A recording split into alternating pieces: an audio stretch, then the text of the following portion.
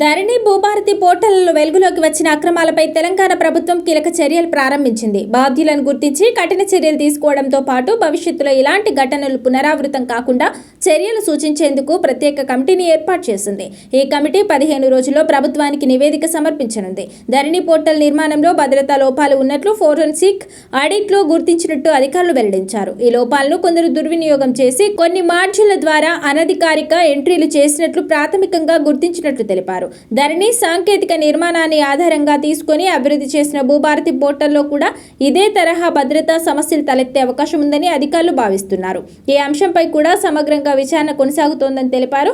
ఈ నేపథ్యంలో పూర్తిగా కొత్త సిస్టమ్ ఆర్కిటెక్చర్ను రూపొందించాలని ప్రభుత్వం నిర్ణయించింది. అత్యున్నత సైబర్ భద్రతా ప్రమాణాలకు అనుగుణంగా కొత్త వ్యవస్థను అభివృద్ధి చేయాలని నేషనల్ ఇన్ఫర్మాటిక్స్ సెంటర్ కు సూచనలు ఇచ్చినట్టు వెల్లడించారు. అక్రమాలకు కారణమైన వ్యక్తులను గుర్తించడం, వారిపై చర్యలు సూచించడం, భవిష్యత్తులో ఇలాంటి లోపాలు జరగకుండా సాంకేతిక సిఫార్సులు చేయడం కోసం ప్రభుత్వం ప్రత్యేక కమిటీని ఏర్పాటు చేసింది. కమిటీ 15 రోజుల్లో నివేదిక సమర్పించనుండగా దాని ఆధారంగా తదుపరి చర్యలు చేపట్టనున్నారు. ఈ కమిటీలో కలెక్టర్లు, ఐటీ శాఖ అధికారులు, Telangana cyber security bureau, CID, registration and stamps శాఖ, నేషనల్ ఇన్ఫర్మాటిక్స్ సెంటర్ కు చెందిన నిపుణులు సభ్యులుగా ఉన్నారు. వివిధ కోణాల్లో సాంకేతిక పరిపాలన అంశాలను పరిశీలించి నివేదిక ఇవ్వనున్నారు. భూముల రికార్డుల భద్రత, సమగ్రత, పారదర్శకత విషయంలో ప్రభుత్వం ఎలాంటి రాజీ పడబోదని రెవెన్యూ శాఖ స్పష్టం చేసింది. కమిటీ నివేదిక అనంతరం బాధ్యులపై కఠిన చర్యలు తీసుకోవడంతో పాటు భవిష్యత్తులో ఇలాంటి అక్రమాలకు అవకాశం లేకుండా కొత్త భద్రతా వ్యవస్థను అమలు చేసే దిశగా ప్రభుత్వం ముందుకు సాగుతోంది.